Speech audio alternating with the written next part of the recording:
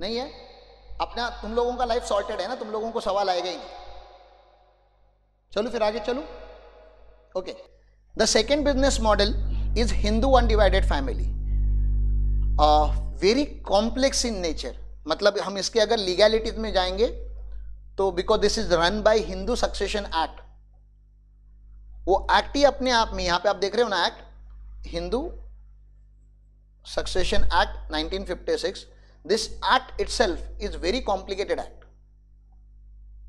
तो I am not going into legalities, अपन इसकी सिंप्लिसिटी वाला पार्ट देखते हैं।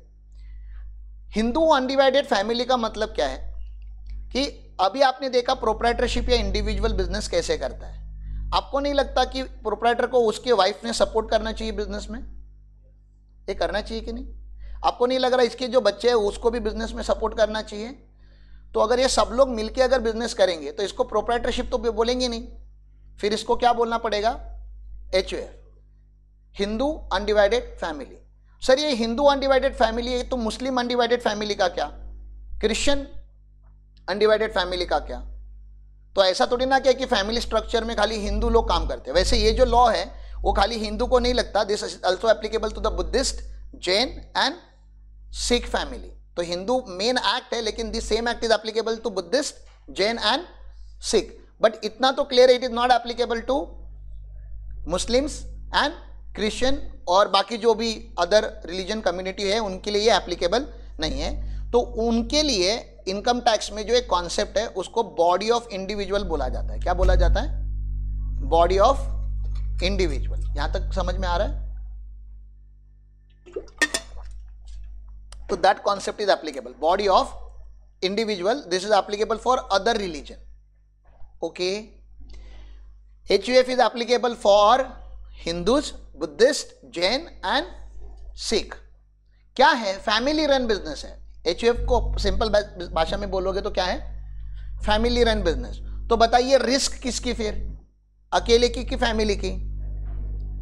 पूरे फैमिली की। तो प्रॉफिट भी कौन लेके जाएगा? फैमिली। क्या रेशो में? इक्वल रेशो में, सबका इक्वल रेशो। सर लेकिन फिर इसको मैनेज करने के लिए कोई मेन पर्सन हो सकता है क्या? हाँ, मेन पर्सन को हम क्या बोलेंगे बताओ ना, आप लोगों को पता है मेन पर्सन को हम क्या बोलेंगे? कर्ता। और जो बाकी सारे लोग होंगे उनको क्या बोलते हैं? मेंबर। क्या बोलते हैं? मेंबर। और जो प्रॉपर्टी के हिस्सेदार होते हैं, मतलब अगर फैमिली के मेन पर्सन की डेथ होती है तो प्रॉपर्टी जिन लोगों में डिवाइड होनी है उनको को पार्टनर बोलते हैं। क्या बोलते हैं? को पार्टनर्स।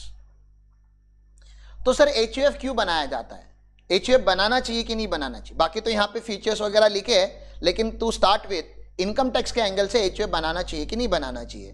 तो एक आपको मैं टैक्स प्लानिंग बताता हूं। आपको इतना तो पता है ना कि घर में जितने पैन होते हैं, घर में जितने क्या होते हैं पैन, उतने असेसी होते हैं। मतलब अगर एक पर्सन प्रोप्राइटर है तो इसको मान लेते 3 लाख का टैक्स नहीं लगता ना, 3 लाख तक इंडिया में टैक्स नहीं लगता। तो अगर इसने 6 लाख कमाया तो इसको टैक्स लगना चालू हो जाएगा। 9 लाख कमाएगा तो टैक्स लगेगा, 12 लाख कमाएगा तो टैक्स लगेगा।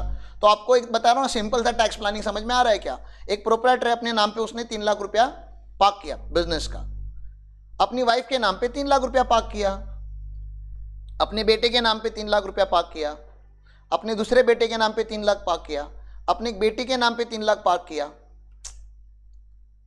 ऐसा चलते रहेगा ना तो बिजनेस में प्रॉफिट ग्रो होते रहेगा, तो इसको बच्चे पैदा करते रहने पड़ेंगे। हाँ, अरे समझ रहा है, क्योंकि जितने ज्यादा बच्चे उतने ज्यादा असेसिस, और जितने ज्यादा असेसिस उतना, समझ रहा है, पूरा फैमिली मिला के कितने पे, अगर ये फैमिली में 15 लोग हैं, मान लेते कितने लोग हैं, हाँ समझ रहे, टोटल मिला के मम्मी पापा सब मिला के कितने लोग हैं? 15 लोग हैं। तो 15 इंटू 3 करूंगा तो कितना होता है? 45 लाख के ऊपर टैक्स नहीं भरेगी फैमिली। हेलो, समझ में आ रहा है आपको? लेते हैं और 3 लाख रुपए ऐड हो गए, 45 लाख का 48 लाख हो गया, तो टैक्स लग जाएगा ना अभी, क्योंकि सारे एग्जॉस्ट हो गए। लेकिन नहीं, इन सबको मिला के हम लोग क्या एक फॉर्म कर सकते हैं? HUF। और HUF को भी वही बेनिफिट है जो इंडिविजुअल को बेनिफिट है इनकम टैक्स में। तो 15 प्लस 1 बोनस, हस्बैंड वाइफ 2 बच्चे, कितने लोग दिख रहे हैं आपको? लेकिन ये 5 है। 4 तो एक्चुअली हो गए, और एक हम क्या बना सकते हैं 4 मिला के, एक सेपरेट लीगल स्टेटस, क्योंकि HUF का पैन अलग होता है। मैंने क्या बोला समझा? और जिसका पैन अलग होता है उसको बेनिफिट इनकम टैक्स में अलग से मिलेगा, उसको GST नंबर मिल सकता है ना, पैन अलग है तो 40 लाख रुपया प्रोप्राइटर का और 40 लाख रुपया HUF का, 80 लाख का बिजनेस कर सकते हैं विदाउट GST। प्लानिंग पॉसिबल है कि नहीं है? तो टैक्स प्लानिंग के लिए लोग क्या करते हैं, HUF बनाते हैं। This is one reason, main reason जो हमें समझ में आता है। लेकिन आपको नहीं लग रहा फैमिली अगर पूरी बिजनेस में काम करे तो फैमिली को प्रोटेक्ट करने के लिए भी क्या करना चाहिए था? कोई एक मालिक नहीं, हम सारे मालिक, तो कौन से बिजनेस एंटिटी में काम करना चाहिए था? HUF में काम करना चाहिए था। क्लियर है? समझ में आ रहा है? बस इतना ही है और कुछ नहीं। बाकी फीचर्स फटाफट बोलता हूं, आपको कौन सा वाला ज्यादा डिटेल में जानना है वो बता दीजिए। फैमिली इन्वॉल्वमेंट अच्छा है कि नहीं?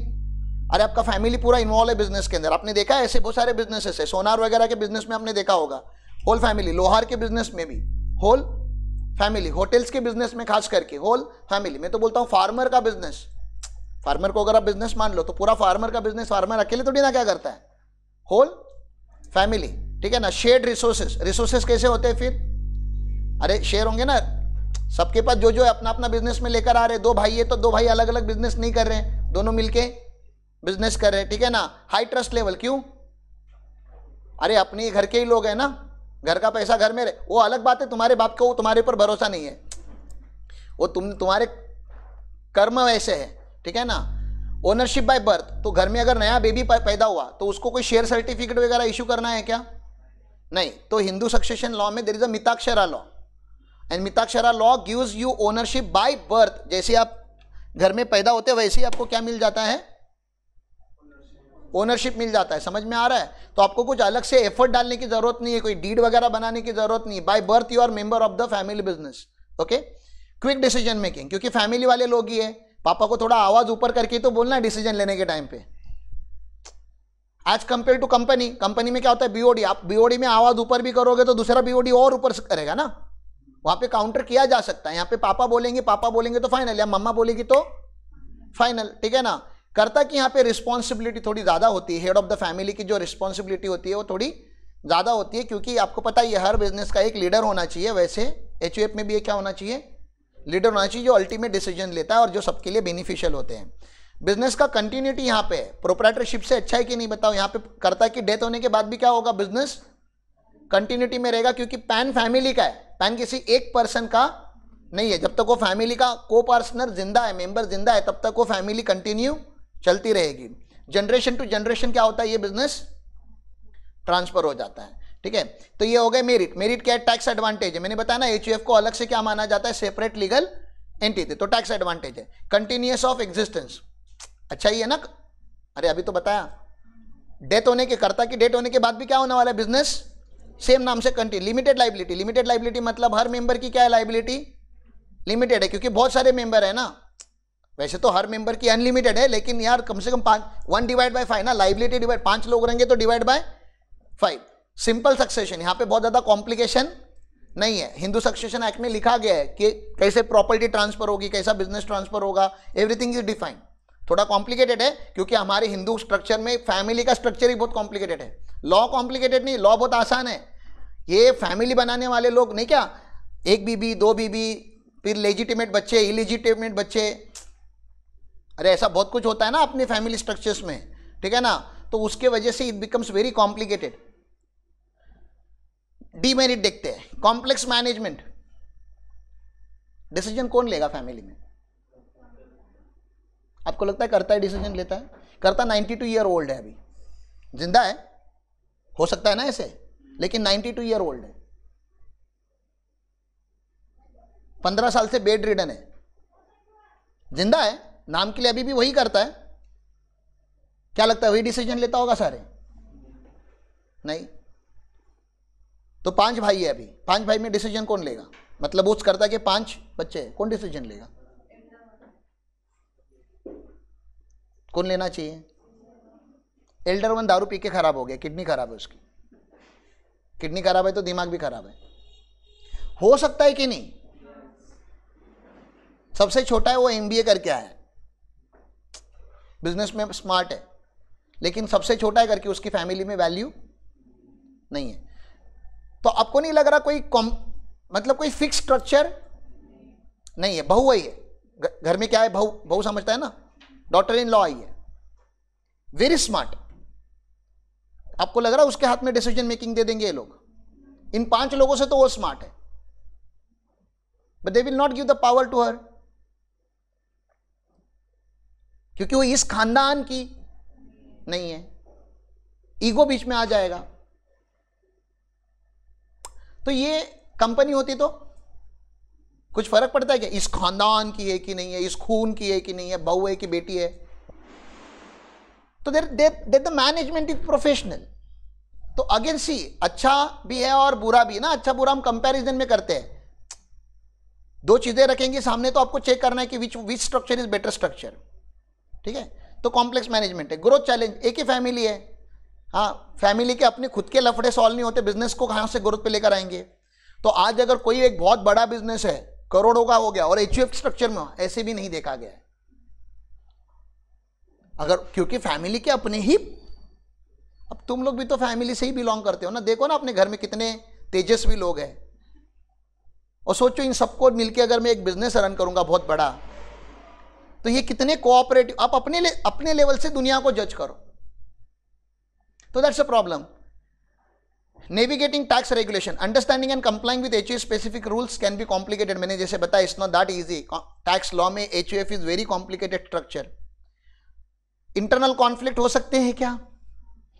अरे खाली घर पे जाके बोलो मेरे को एचयूएफ स्ट्रक्चर में बिजनेस करने का है, कॉन्फ्लिक्ट डे 1 से चालू होंगे, ठीक है? सर मैं सोल प्रोप्राइटर हूं, मैं अकेले ही एचयूएफ बना सकता हूं क्या? हाँ हाँ, हेलो, एचयूएफ में एक वर्ड फैमिली है। नहीं सर, मैं ही मेरी फैमिली। तो एक फैमिली होनी चाहिए। सर फैमिली मतलब क्या? सर क्या मेरी गर्लफ्रेंड को मैं अपनी फैमिली बना सकता हूं? क्या मेरे फ्रेंड्स को फैमिली बना सकता हूं? नहीं। तो हिंदू सक्सेशन एक्ट लगता है। तो हिंदू सक्सेशन एक्ट में फैमिली जैसे बोली गई है, मतलब जो लेजिटिमेट, जो 7 फेरे लेके जो शादी होती है, उसके बाद फैमिली का एग्जिस्टेंस चालू होता है। तो शादी होना बहुत जरूरी है, वो भी हिंदू रिलीजन के हिसाब से, ठीक है ना? HUF can only be form by the family member, reinforcing the importance of family bond in the business. Automatic formation, भैया जैसे ही शादी हो जाती है एचयूएफ बन जाता है। एचयूएफ रजिस्टर्ड नहीं होता, रजिस्टर करने के लिए आपको मेहनत करनी पड़ेगी, लेकिन एचयूएफ फॉर्म कब हो गया? तो शादी करने के टाइम पे बहुत अच्छे सोच समझ के करो, क्योंकि जैसे ही शादी हो गया प्रॉपर्टी डिवाइड बाय 2, समझ में आ रहा है ना? बच्चा एक पैदा हो गया, प्रॉपर्टी डिवाइड बाय 3। अरे हाँ, क्योंकि बाय डिफॉल्ट उनके राइट्स आ गए ना। अभी हिंदू सक्सेशन एक्ट वही बोलता है, बाय डिफॉल्ट दे आर पाप। आपने उनको पार्ट दिया नहीं दिया, अग्रीमेंट किया नहीं किया, उससे कोई लेना देना नहीं है। एक्ट ही क्लियर है हमारा। जैसे जैसे मेंबर बढ़ते जाएंगे 1 बाय, समझ रहे हैं ना, 1/2, 1/3, 1/4 चालू है। तो ये एक वो है, कॉमन एंसेस्टर होना बहुत जरूरी है। हर एचयूएफ का क्या होता है? कॉमन एंसेस्टर, तब ना दादाजी, फिर पापा, फिर ऐसा लीगेसी चलते रहता है। सर लीगल डीड बनाएंगे तो चलेगा क्या? हमारी इच्छा है कि बनाओ। अगर आप क्या बाय डिफॉल्ट एचयूएफ है, लेकिन फिर मैनेजमेंट को थोड़ा स्ट्रक्चर करने के लिए, थोड़ा फॉर्म करने के लिए, थोड़ा एक उसको लीगल ढांचा देने के लिए अगर आप डीड बनाओगे, थोड़ा खर्चा होगा, बट डू दैट। और डीड में क्लैरिटी डालो कि बैंक अकाउंट पे साइन कौन करेगा, बिजनेस को लीड कौन करेगा, सक्सेशन कैसे होगा। तो ऐसे कुछ है। हाँ, इसका अलग से पैन लेना पड़ता है, अगर आप अप्लाई करोगे तो ही मिलेगा। बाय डिफॉल्ट आपकी एचयूएफ फॉर्म होगी, इनकम टैक्स को नहीं पता चलेगा कि एचयूएफ फॉर्म हुई है, तो you have to apply to get a new PAN. Okay, bank account आप ओपन कर सकते हो पैन आने के बाद, separate bank account you can have. Sir deed में क्या क्या होना चाहिए? ऑब्वियसली टाइटल होना चाहिए, कर्ता कौन है उसकी डिटेल होनी चाहिए, मेंबर्स कौन है उनकी डिटेल होनी चाहिए, असेट के डिक्लेरेशन। यहाँ पे इंडिविजुअल असेट की बात नहीं हो रही है, यहाँ पे एंसेस्ट्रल प्रॉपर्टी। आपको पता है आपके घर में 2 टाइप की प्रॉपर्टीज होंगी, एक जो आपने अपने पैसे से खरीदी होगी वो, और एक जो एंसेस्ट्रल प्रॉपर्टी है वो। तो यहाँ पे एंसेस्ट्रल प्रॉपर्टी को मेंशन किया जाता है। एंसेस्ट्रल प्रॉपर्टी क्या बोलते हैं उसको मराठी में? क्या बोलते हैं? पूर्वज नहीं रे, संपत्ति तो बोलते प्रॉपर्टी को।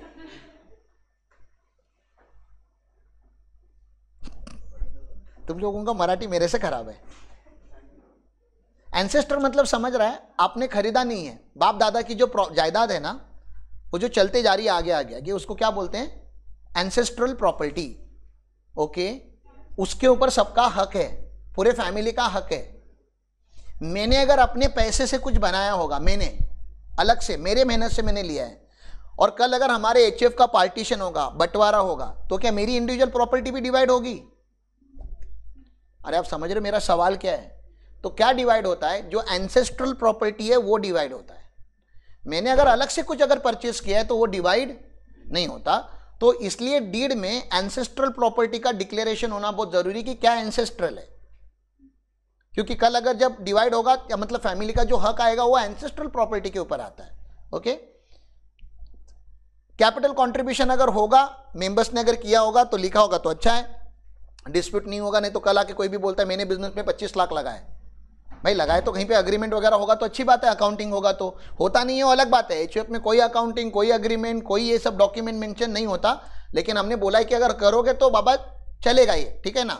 मैनेजमेंट रूल्स डिफाइन करने, बैंक अकाउंट कहाँ पे ओपन करना है, बैंक अकाउंट की अथॉरिटी किसके पास होनी चाहिए वो आपको लिखना है। बिजनेस एक्टिविटीज क्या होंगे, इनकम डिस्ट्रीब्यूशन जब होगा एचयूएफ में तो कैसे होगा, rights and duties and dissolution जब होगा, ये जब बंद होगा तो कैसे होना चाहिए, अमेंडमेंट कैसे होगा, signature, date of execution. Sir HUF के टैक्स के रेट जो होते हैं ना, एचयूएफ का taxation is as good as individual का टैक्सेशन। तो आपको अगर इंडिविजुअल का टैक्सेशन आ जाएगा तो एचयूएफ का टैक्सेशन बाय डिफॉल्ट आपको आ जाएगा। कुछ एक्सेप्शन है वो आप पढ़ लेना। एचयूएफ में किसी को डाउट है तो प्लीज पूछो। तू टेंशन मत ले, इतना क्या टेंशन ले रहा है, तेरा कुछ डिवाइड नहीं होने वाला, ठीक है ना। पहले शादी विधि तो कर, टेंशन ले रहा है एकदम। हाँ,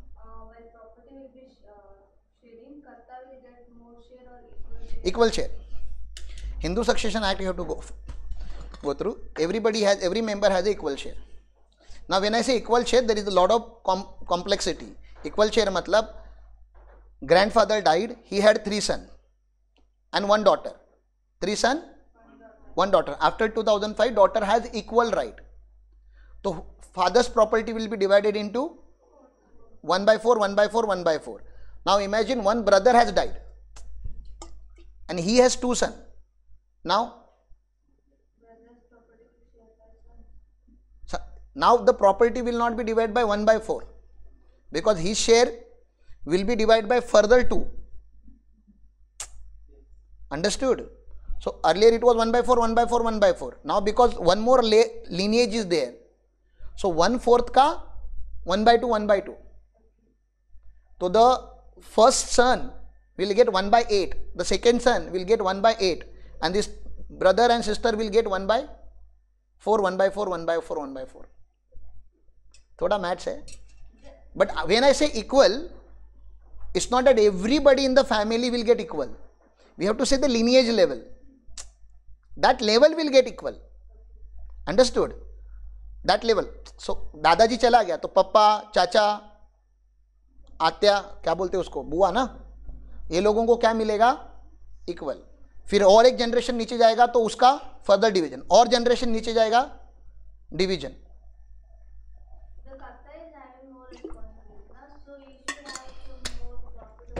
no, not needed. Karta can get extra salary, you can pay remuneration to karta which is allowed in HUF.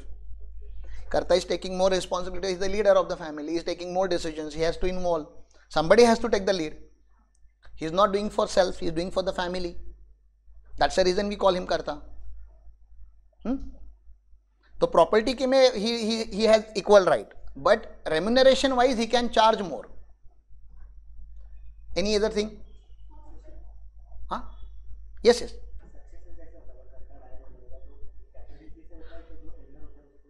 नहीं, everybody in the, मतलब smallest child in the family is also liable for the property. यहाँ तक बोला गया किसी case law में, the child in the womb of a mother is also has the legal right over the property. Unborn child will also get a share.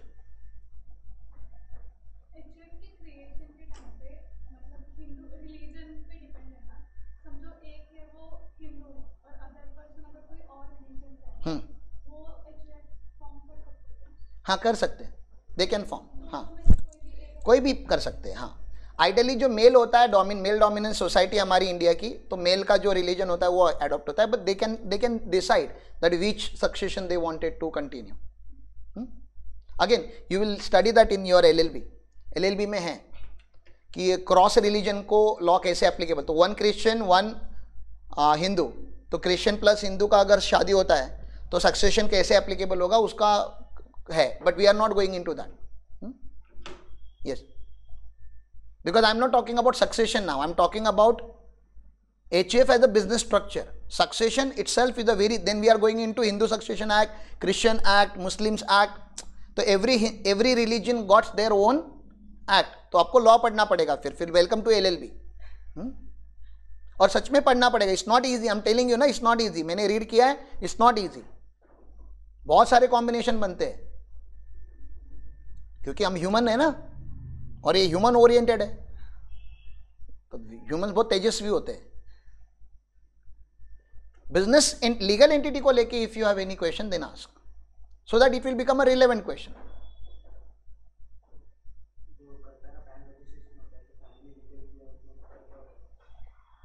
कर्ता का pan register नहीं होता, HUF का होता है. तो मैं राम पाटिल हूं ना, तो मेरा नाम राम पाटिल HUF से रजिस्टर्ड होगा मेरा HUF. तो जो मेन कर्ता होता है ना, उसी के नाम से HUF रजिस्टर्ड होता है जब फर्स्ट टाइम रजिस्ट्रेशन होता है. तो ब्रैकेट में HUF लिखा जाता है, बस पैन अलग होता है HUF का. बाकी सारे फैमिली की डिटेल्स डालने की जरूरत नहीं है. तो है उसका सिंपल सा फॉर्मेट है, अपने पास अग्रीमेंट है, किया हम लोगों ने कुछ HUF का registration last year. Very simple format. How much we charge for HUF registration? हाँ 3-4 हज़ार रुपये में हो जाता है. तो it's not very expensive to registered HUF in India as compare to company जहाँ पे 20-25 हज़ार से रेट स्टार्ट होते हैं. तो वो भी है ना कि एक डीडी लगता है, तो एक डीड है, और डीड चेंजेबल है, मॉडिफाई कर सकते हैं over the period of time. You can keep changing the deed. Proprietor के बिजनेस में और HUF के बिजनेस में ये भी बहुत बड़ा एक चैलेंजिंग पॉइंट है ना कि उनका सक्सेशन क्लियर नहीं होता. एंड देन आपको पता है डिस्प्यूट कितने होते हैं आगे जाके. तो आई ऑलवेज सजेस्ट कि अगर कोई मेरा क्लाइंट है जो प्रोप्राइटर है, या आप लोगों का कोई क्लाइंट है जो प्रोप्राइटर या आप HUF में रन कर रहा है, please do their succession planning. बहुत अच्छा पैसा लो आप उनसे सक्सेशन डीड बनाने का. सक्सेशन डीड समझ में आता है ना, जिसको आप विल भी बोलते हो, लेकिन ये विल नहीं है, it's technically succession, business succession, कि आपके बाद आप क्या चाहते हो, आपके प्रॉपर्टीज कैसे डिस्ट्रीब्यूट हो, आपका बिजनेस कैसे रन हो. क्योंकि जिसने बनाया उसका राइट है ना ये बोलने की. जिसने बिजनेस स्क्रैच से बनाया, जिसने जीरो से बनाया, उसके हाथ में है कि मेरा बिजनेस मेरे जाने के बाद कैसे रन होगा. और ये लिखा हुआ बहुत जरूरी है, नहीं तो इतने डिस्प्यूट होते हैं कि वो बिजनेस बंद हो जाता है. आपके शहर में ऐसे बहुत सारे एग्जाम्पल है, रिकॉर्डेड लाइन है करके मैं नहीं बोलना चाहता नाम, लेकिन आप लोगों को अगर हिंट समझ में आ रहा है तो देयर आर मेनी बिजनेसेस जो करोड़ों में थे और डेथ होने के बाद 100% तरीके से वो बंद हो गए. आप बोलोगे उसमें खाली फैमिली का लॉस है, नहीं, there are lot of supply chain ना, बैक साइड में सप्लाई चेन होती है, एंड देन एम्प्लॉयज़ होते हैं, डेटर्स क्रेडिटर्स होते हैं, बैंक के लोन होते हैं. तो lot of issue arises when fight starts for succession. And business disturb, 5 दिन के लिए भी बिजनेस डिस्टर्ब होता है तो आपको पता है कितना लॉस होता है. सोचो 5 साल अगर बिजनेस बंद रखा आपने, कोर्ट के, इंडिया में कोर्ट केसेस आपको पता ही है ना, स्पीडी अप्रूवल मिलता है अपने यहाँ बहुत ज़्यादा, तो उसकी वजह से फिर बिजनेस डिस्टर्ब हो जाता है. तो succession planning is one of the most important area, critical area. You should work on that. क्योंकि बहुत सारे बिजनेसमैन हम कितना भी बोले कंपनी बनाओ, LLP बनाओ, but they are not going to convert. If they convert great, क्योंकि उसमें सक्सेशन पूरा लिखा होता है कि इसके आगे बिजनेस कैसे रन होगा, लेकिन प्रोप्राइटर HUF का क्लैरिटी नहीं होता.